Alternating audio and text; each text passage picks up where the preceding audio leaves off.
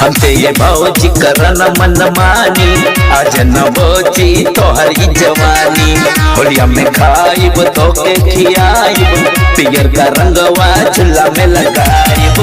तनी धीरे से पिचकारी सतावना हो, सतावना हो, सतावना हो। होली में आवा भौजी तो के चटाई मलाई बटे बड़ा ताजा जी। साया उठा के तू तो दिल लगाई रंग